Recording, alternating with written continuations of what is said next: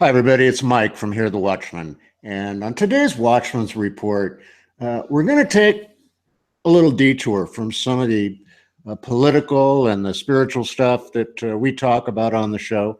We're going to talk about an alternative to gold and silver and other precious metals. Now, this is a really interesting phenomenon that has been going on. It's been around since about 2011, but it's exploding right now. And with us today, we have a man that I met in Sandpoint, Idaho at a conference. His name is Mark Montgomery. He is in the technology business, which has a unique way of tying into what we're going to talk about. And he is going to talk to us for a bit about Bitcoin. Mark, thank you so much for joining us. Thank you for having me, Mike. I really appreciate it. I'm very excited about the opportunity that Bitcoin offers, and am more than happy to fill in all of your subscribers on the advantages of getting involved in Bitcoin. Awesome. Now, what we want to do is we're going to kind of start out here. Let's explain what Bitcoin is, kind of when it got started, and also, what drives it. Sure. In 2008, a white paper was published on the internet as a peer-to-peer review on a new technology called Bitcoin. And that paper was offered by a man or a group of people who they don't really know for sure who it is, but it was under the name of Satoshi Nakatomi. And that paper got instant acclaim from people all over the world that knew, that looked at what they had suggested and realized that this really could be a game changer. And in 2009, just less than a year later, a bunch of computer nerds implemented what they had put together. And these Bitcoin, 21 million Bitcoin, were basically like hidden out on the internet. And to get started, people had to what they called mine for Bitcoin, trying to put it in the context of like gold and that sort of thing. But you don't really mine for it. What you do is you have computers that perform very complicated mathematical equations to find a Bitcoin. And as more and more Bitcoins got found, it started out where they were valued at less than a penny a Bitcoin. And at first, just computer nerds would use it as a form of currency between themselves for different things. But what's happened since 2009 is so far a little over 16 million Bitcoin have been mined, and everyone around the world is starting to take notice and start using these Bitcoin. There are over 100,000 businesses that accept Bitcoin now as payment for their goods. But more importantly is very recently, on April 1st, the state of Japan, or country of Japan rather, has announced that they will accept Bitcoin as if it were any other currency around the world. And as we speak right now, hundreds of thousands of Japanese companies are starting to accept Bitcoin for payment. And that's what's really driving the explosive growth right now, is that the fact that the country of Japan is coming on very heavy, and they're buying a lot of Bitcoin now and starting to use it. The allure of it is that Bitcoin cannot be regulated or controlled by any government or bank.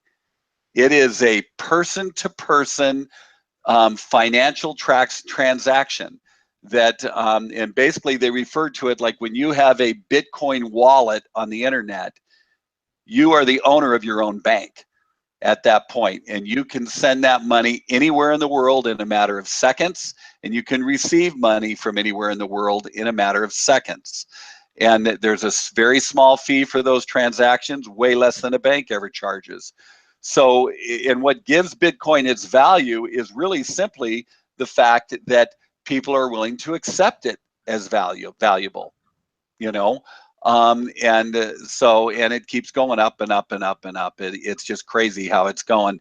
In the last 13 days, it's gone up. The value of one Bitcoin has gone up 39%, from around 1,300 up to almost 1,900 now.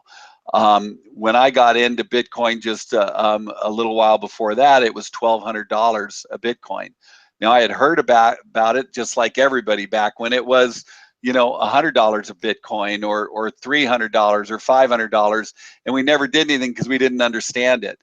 But as I have really started researching Bitcoin, I have come to the realization that this is not just some nerd money thing. This is a powerful cryptocurrency that is going to change the world as we know it. Governments, 10 years from now, governments will no longer be in the money business. The dollars are going to be done and over with. We all know the dollar is going to collapse. They're printing it right and left. It's losing its value. China and Russia are trying to move away from using the dollar and accepting dollars, for oil and that sort of thing. There's all of these things going on that are, changing. And you look at countries like Greece, where the banks just took the people's money, and then the European Union passed laws to make it legal. It was absolutely absurd, the things that happened. And all of these things are playing into why Bitcoin is becoming such a popular currency worldwide. And, America's a little slow behind. I mean, you can buy stuff at Amazon and 7-Eleven or Starbucks with a Bitcoin. But, as far as being able to use it every day, at any business you want, it's not plausible.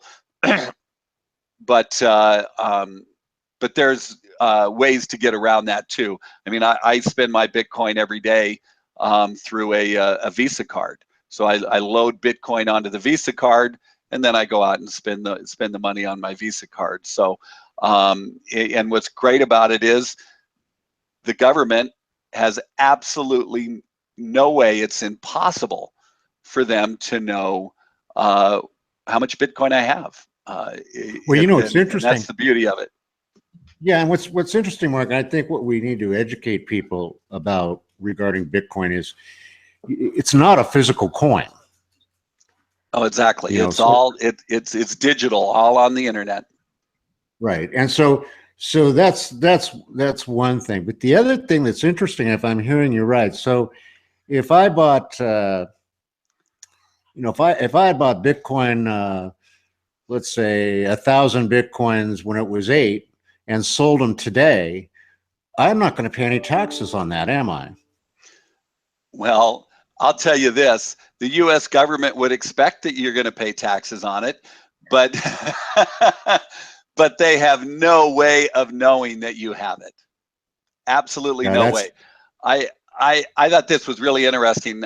I did a search for famous quotes from people, and there was a quote here from Ben Bernanke, okay, who is, used to run the Federal Reserve, and he said here, it says, the Fed does not necessarily have authority to directly supervise or regulate these innovations to the entities that they provide them to the market. And by these entities, he's talking about cryptocurrency. Another interesting quote was from Al Gore. We all love Al Gore, right? He's our favorite guy.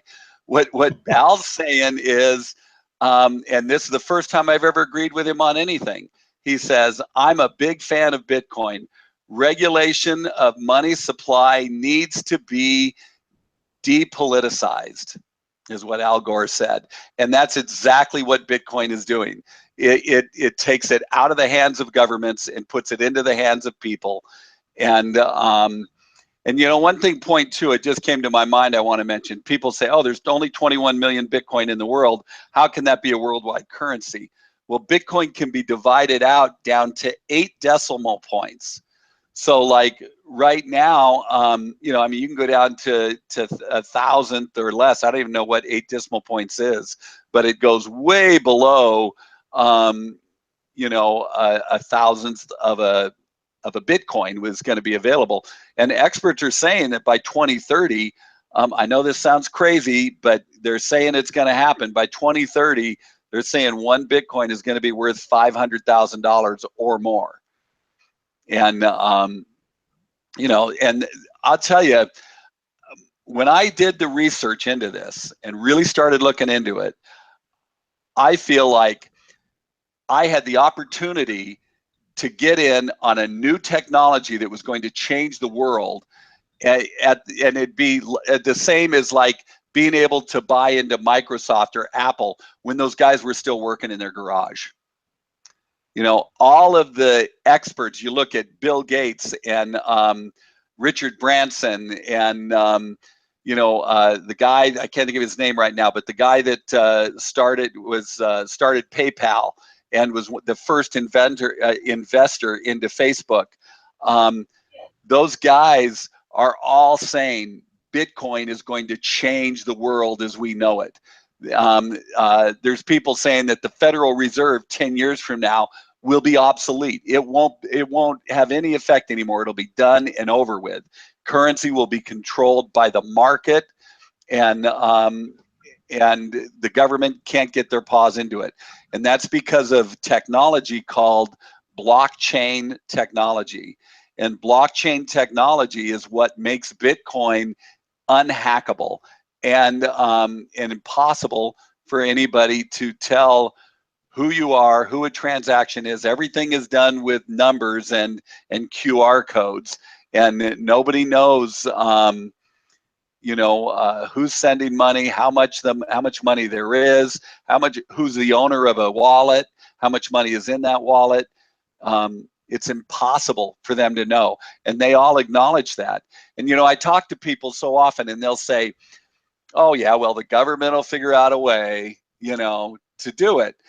But you know, and I get that. You know, you know, the government's always trying to screw up whatever there's a good thing, you know. But I believe the experts in the information technology world, who are all saying it's impossible for them to do it. They can't, and they can't shut it down. There's no one computer that has Bitcoin on it. There's no one company that runs it. There's no one government that looks after it. It was put out on the internet by a bunch of internet nerds, is the best way I can describe them, or geniuses, whatever it was. And Bitcoin actually exists on millions of computers all over the world. And the only way they could stop it is if they, you know, put us all into the Stone Age and did away with all electricity. You know, well, I mean, is other there? than that, Yeah, I mean, I agree. Now, is there an actual company called Bitcoin out there? no, there is not. That's amazing. Bitcoin is the name of the currency. There are lots of companies that have sprung up. Like one of the most popular companies now to have a wallet is with a company called Blockchain, and that's related to the blockchain technology. But there's lots of companies that have wallets. You know, the company that I get my prepaid Visa debit card through, that I can spend my Bitcoin with a debit card, that's a company called BitPay. And they have a wallet too. And you know, and there's companies that are selling Bitcoin. Another company you can buy Bitcoin from is a company called now all of a sudden my mind goes blank. It's Coinbase is the name of it, and you can buy Coinbase. But I'll tell you, that's one thing. Bitcoin is limited in the world. You know, that's why it's so expensive. And but you don't have to buy a full Bitcoin. You can buy a tenth of a Bitcoin right now for under $190. Okay, and then you've got something, you know. And as the price keeps going up, the value of that's going to go up more and more and more. And there's companies out there. I'm involved with a company that buys and sells Bitcoin every day on the world market. And as a result of that, I get paid a percentage of my investment every single day from that company. So there's a lot of things out there that are making people a lot of money with Bitcoin. And you know, now's the time to be investing in Bitcoin and getting involved in it. Wow, you know, that really is exciting, Mark. I mean, and it's, you know, if you think about it, it's really a true currency because its value is based upon what you are willing to buy it for and what I am willing to sell it for. And it's just it's a unique thing. Now, I know the government tried to shut it down and unsuccessfully, you know, and they seem to have just backed off, and it's almost like they're scratching their heads and they just don't know what to do, which is a good thing. Now, for our viewers and listeners to this report today, you actually do, you buy and sell Bitcoins, right? Yeah, I do. I mean, I'm not, I wouldn't call myself a Bitcoin trader because those guys are dealing in, you know, hundreds or thousands of Bitcoin a day, and I'm not doing anything like that. But if anybody is interested in learning about Bitcoin, or they want to buy a little, or you know, or even if somebody's looking to sell their Bitcoin, to me that's the foolish thing in the world.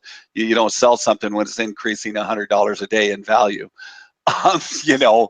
But you know, but at any rate, if they're looking to buy Bitcoin, certainly they can call me. I'd be more than happy to help them. My phone number is 406-439-2092. And I'm in Texas, so I'm in Mountain or Central time zone. You can call me in the evening, in the morning, during the day, whatever. I'm happy to talk to you and tell you all about what we're doing and how you can make money with Bitcoin.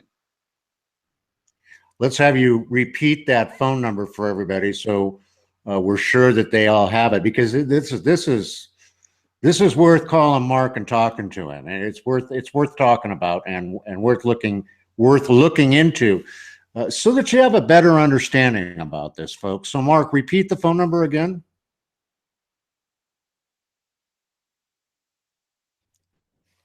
Did we lose you?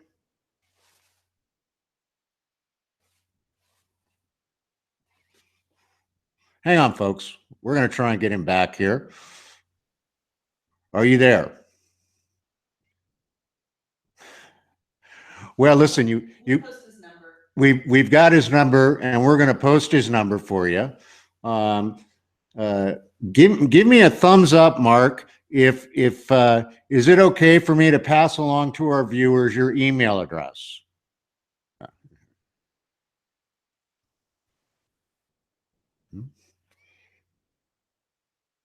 Can't hear you either. Yeah. All right, everybody. Well, listen, I mean, typical. When we get into the meat of a discussion with somebody who really knows what they're talking about something that's not of the government, we lose the transmission. So until the next time, folks, until we see you again, God bless each and every one of you. Contact me, Mike Kerr 777@gmail.com, and I will connect you with Mark. We'll talk again soon. Until then, God bless each and every one of you. And remember, don't be a part of the sheeple. Be a part of the people. Have a great evening.